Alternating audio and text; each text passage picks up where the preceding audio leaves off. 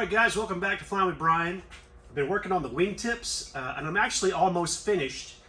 I didn't film most of the work because I was a little skeptical that they would turn out good.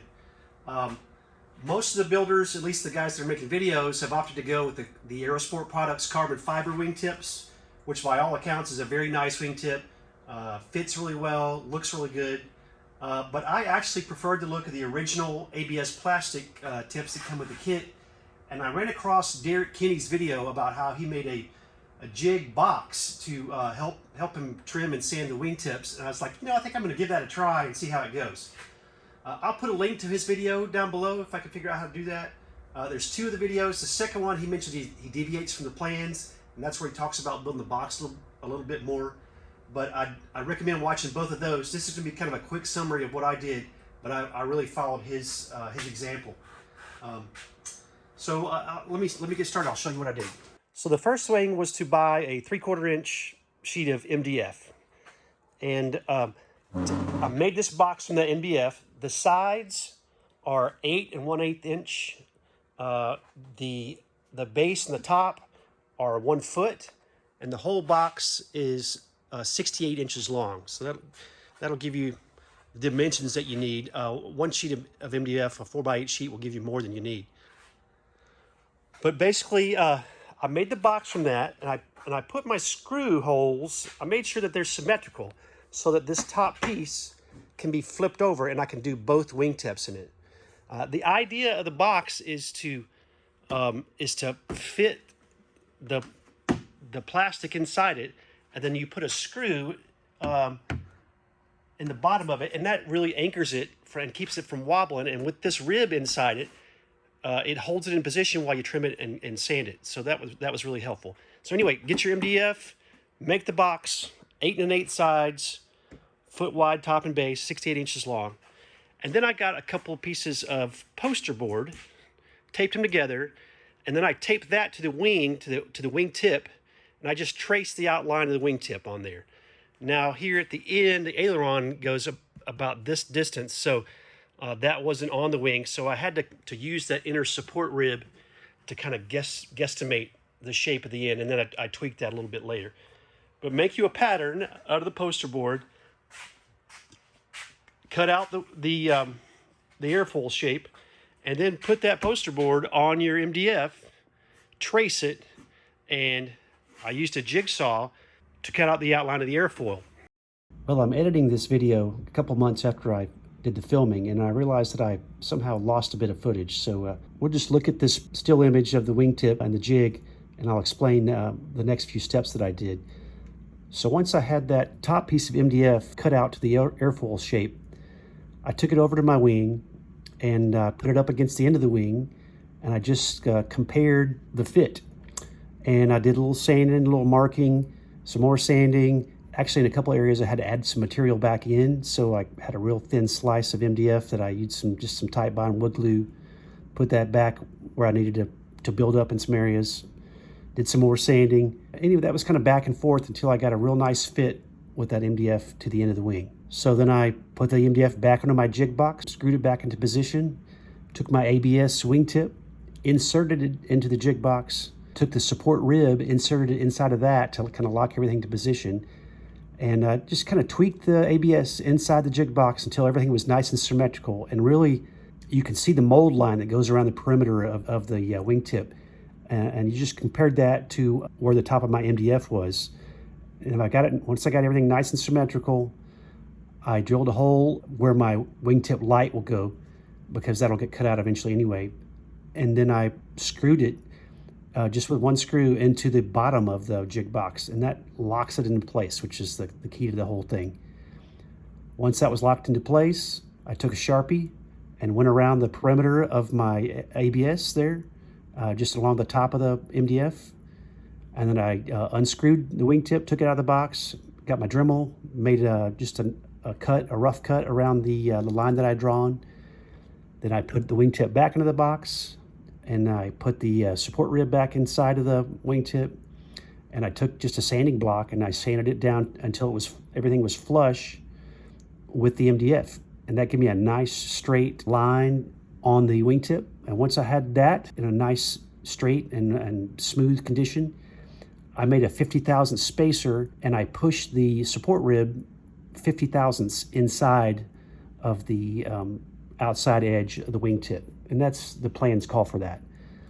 So once I had that support rib 50 thousandths down inset into the wingtip, I just took some PVC cement. I got the red label general purpose cement. I think Odie is the brand at my local hardware store.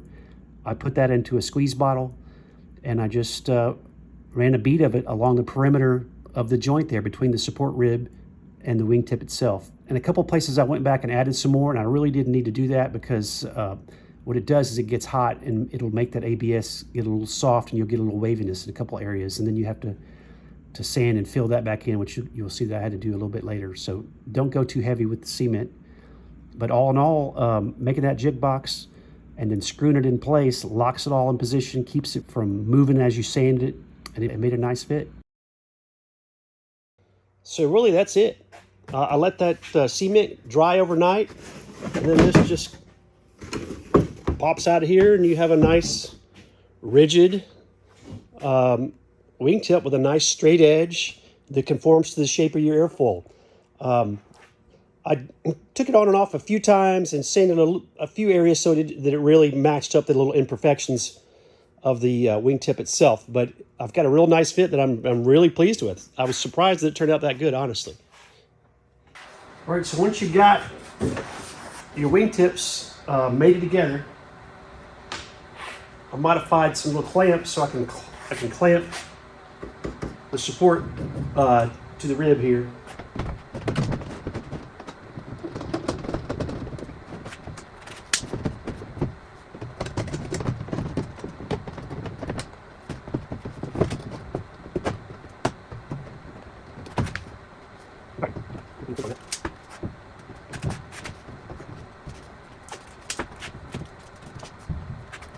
What I'm doing now that I've got it in position is I need to make the gap with the aileron here a little bit larger.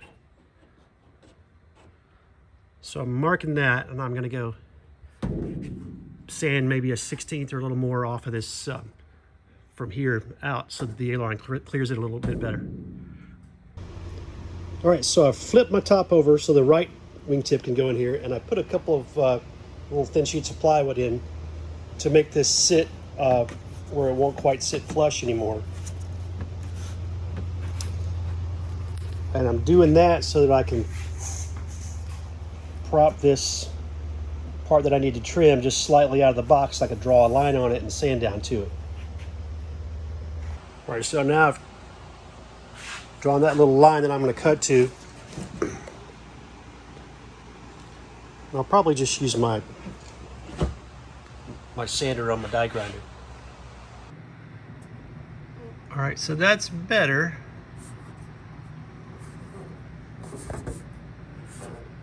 But it's still, it's not rubber anymore, but it's pretty close. Kind of in the last couple of 3 inches of it. I'm going to trim that back just a little bit more, but what I'm running into is the support rib on the inside. I'm starting to sand on that, and it's not real thick, so I don't want to go through the support rib, although out here it's not doing all that much. We'll see. I'll trim just a little bit more. All right, trim it as far back as I could. And I've got decent clearance now.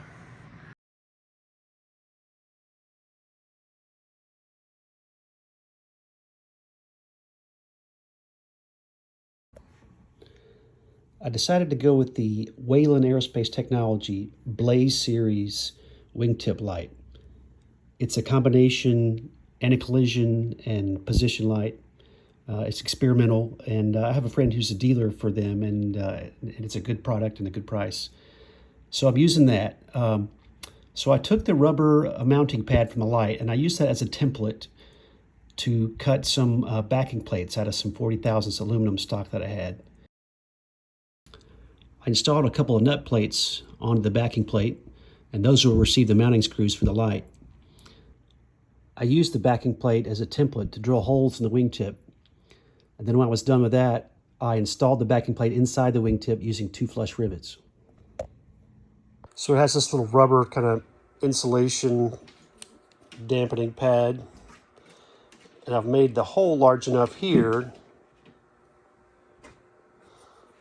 so that my Deutsch connectors will go right through there. So this little pigtail with a Deutsch connector on it would go through the hole. There we go. Go through the hole.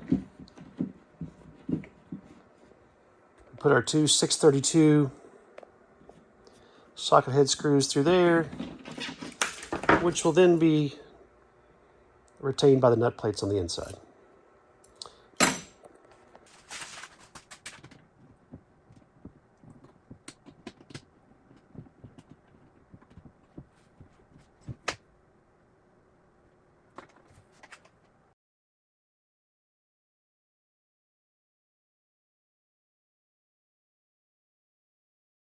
What we've got to do is I'm going to transfer. You see these holes here? There are 8 holes in the rib.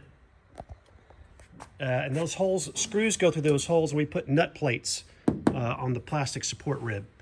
So I've got to transfer drill those holes to the plastic support rib and then put nut plates on that. And that's got to be pretty precise to get it to line up well.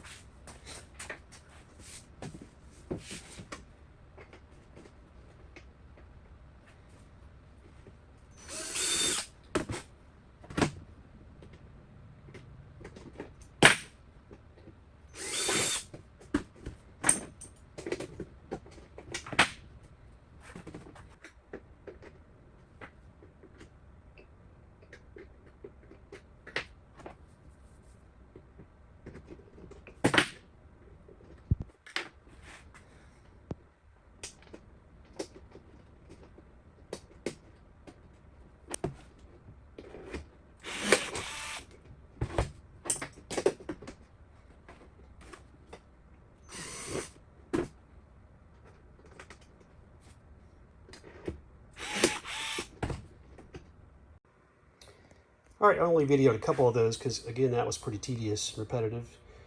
We got the nut plates and their little backing plates that go behind the plastic there installed. And it's time to put it on the wing and see how it goes.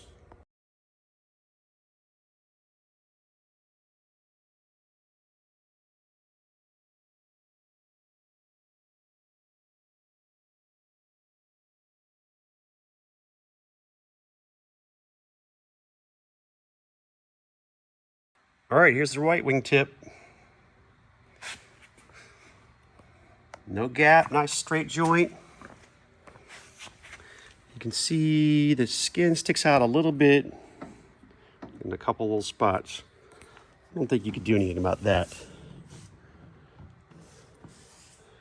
So a little, it sticks up a little bit there. And like the other one, the plastic sticks out a little bit through here. But really not bad at all. And like I said, once the whole thing is painted, you're not going to notice that unless you're looking really close. So yeah, it was pretty tedious building that box to do the jig and all that, but it's very doable. If you want to do the original factory wingtips, Derek broke the mystery. I'm happy with them. Like I said, I got a little overzealous with some glue, and it made this a little bit wavy in a couple spots, and so I put some filler. That's where that primer's on there. But overall, very pleased.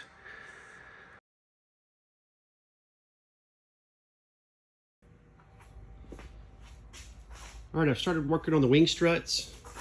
I've taken my sandpaper and deburred just the ends of the strut, and I've deburred these doublers, and then I took a piece of string through the bolt hole on each end, kind of clamp it in position, and then drew an extension of this center line here. And then I took just a bolt I had laying around to put this doubler in position, lined it up with the center line, drilled number 30, transfer drilled these holes here, and the doubler were already there, so I transferred that into the strut, clecoed that in position with the bolt also through it, and then drilled these number 30 holes in the strut. I've done that. I've done that on each end of both struts. What I'm gonna do now is I'm gonna take these back off, deburr the holes I drilled, and then they get clecoed on the inside. And we're going to drill these number 30 holes out to number 11 and then put rivets in it.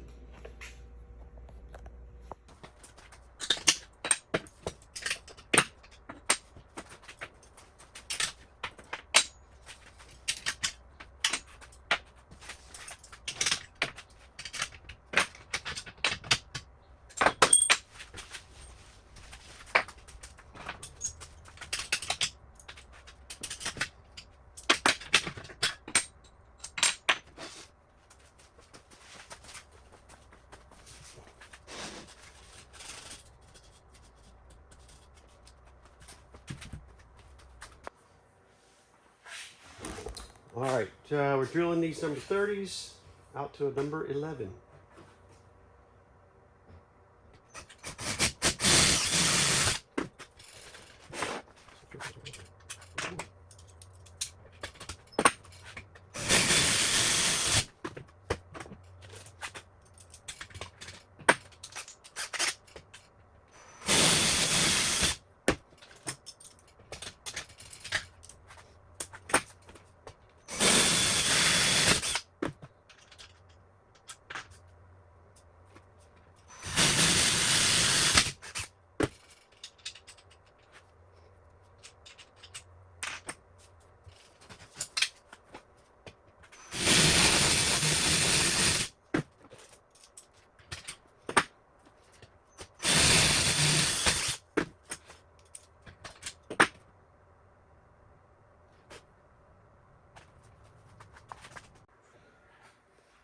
I didn't love the hole that the number 11 was making. It, you know, could wobble around a little bit. I got a number 13, which is a little smaller.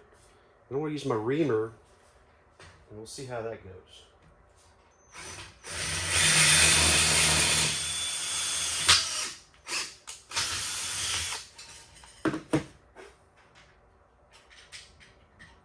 All right, so that won't go in that hole.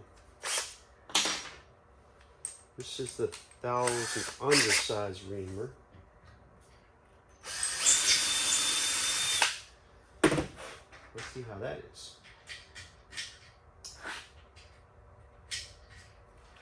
I like that better.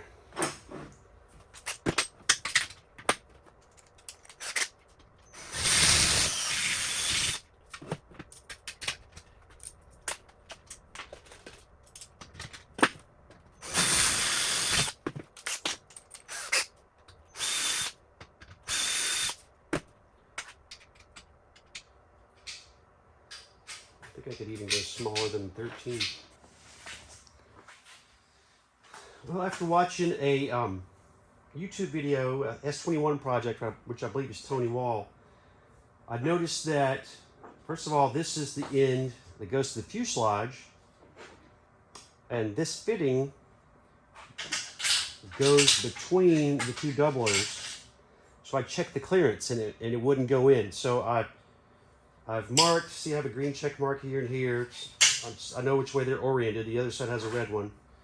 And I took this on my belt sander and just took a couple thousandths off of it. And so I'm in the process of getting that so that it fits the way I would like it to.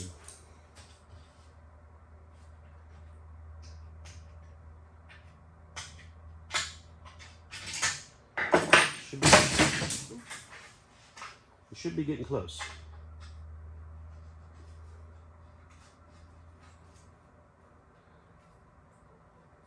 It will go, but it's still really tight. So I'm going to take a little bit more off.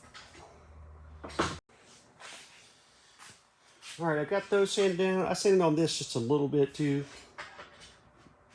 but with a much better fit now. Still quite snug, but anyhow. So I'm going to go ahead and rivet these in position.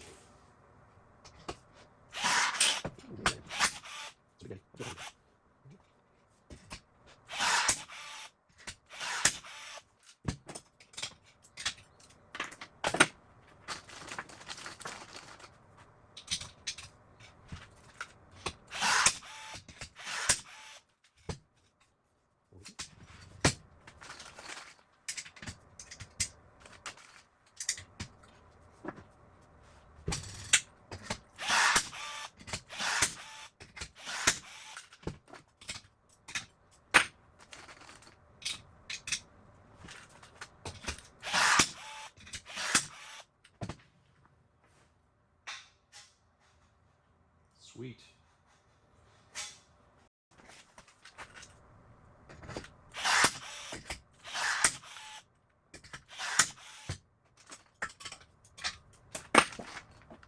Come on.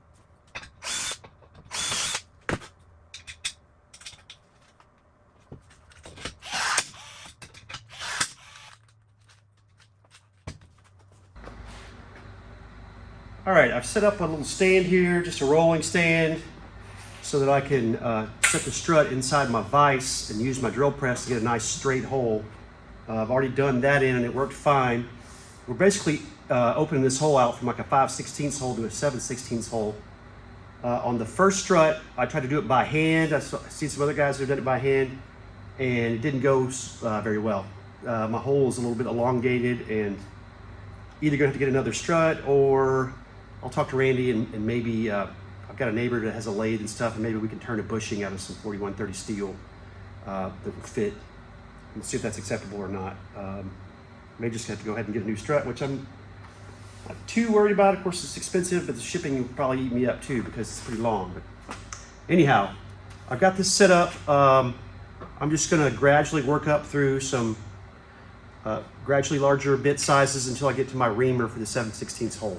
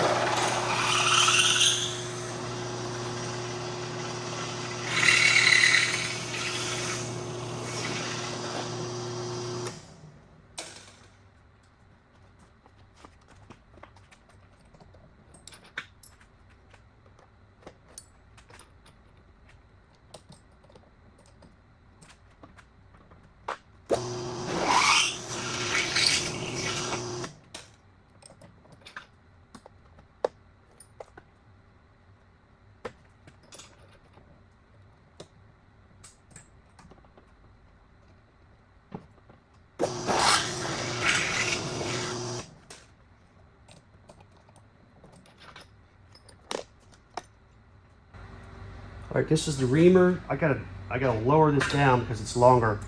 The reamer is a 0.4365, which is 10/1000ths undersized. It seems to fit the bolt well.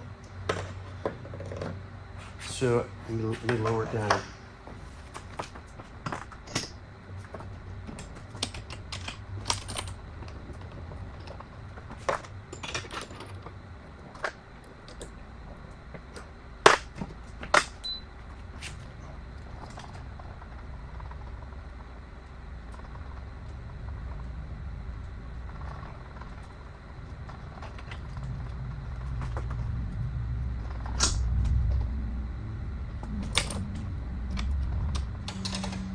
I'm just getting this level so that my drill is perpendicular to the hole.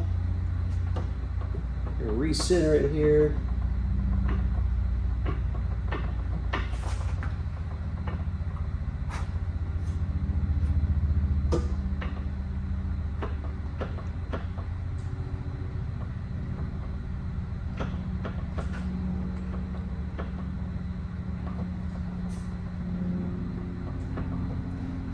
All right.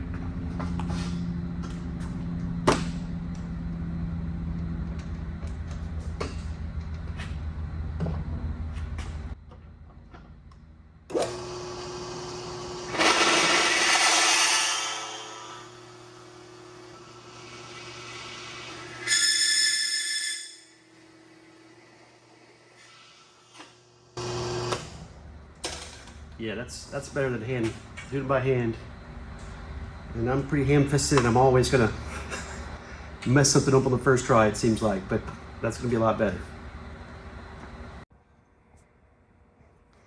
right, so here's how that went.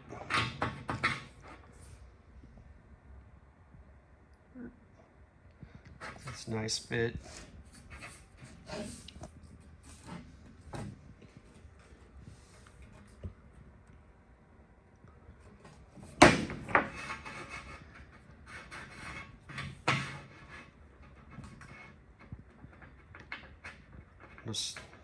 No real noticeable slop or anything. It's a nice hole.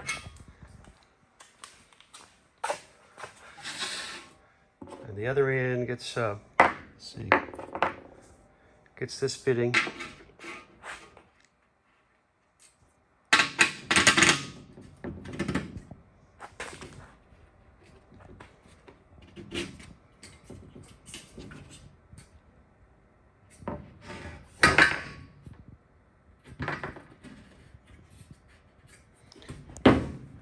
And that's a nice straight fit. I'll show you compared to my first attempt. All right, here's the first strut. You can see the top of it is just a little bit wallowed out. As it goes in, it gets better. And as it goes through, it's not awful. But as you can see, as it goes in, there's just some slop in that. And as you get it in here, there's a little slop, but you can see, having a hard time with the camera. You can see how this hole in the strut itself is elongated. And here's the other end.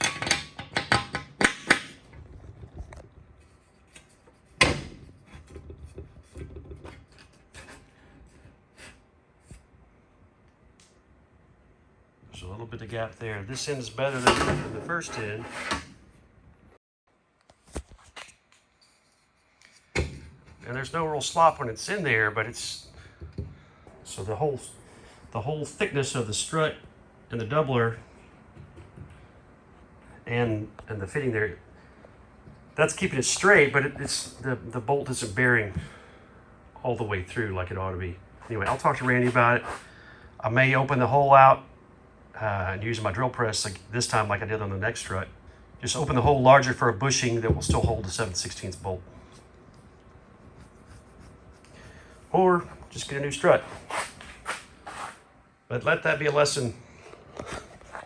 I didn't prop it up with my drill press at first because I thought that it wouldn't fit in the vise, and it does just barely fits in the vise, and then I didn't have a way to hold the other end up, but I went and bought that little stand, and yeah, I had it done in 30 minutes. So don't get in a hurry. It's expensive. So I ended up ordering a replacement strut and the associated doublers and rivets from Rand's. I probably could have drilled that hole out. I've got a neighbor with a lathe who could have made some bushings for it, but I think the total cost from Rand's was between $400 and $500 for the parts and the shipping. So really, for the peace of mind, I thought it was just worth it to me to just get another one and start over. And I've done that now. It turned out great. It turned out just like the one you saw in the video. I used my vise and the drill press and the stand, and the holes are all straight. So that's behind me now. It turned out fine. I thought about really not even including it in the video, but I kind of wanted you guys to see that screw-ups happen when you're building. Not the end of the world. It can be frustrating and expensive, but you just kind of figure out a solution and keep on moving. I'm sitting in a hotel room down in Harlingen, Texas on a layover, brought my laptop, and finally doing some video editing. A lot of this footage you saw was 2 or 3 months ago, and I also realized that I had a little bit of missing footage, so I apologize. This video was a little bit disjointed here and there, but I wanted to get it together and get it out there to y'all. I have been working on the fuselage for about a month now. Should have some videos of that coming along soon, and stick around. We'll see you on the next Flying with Brian.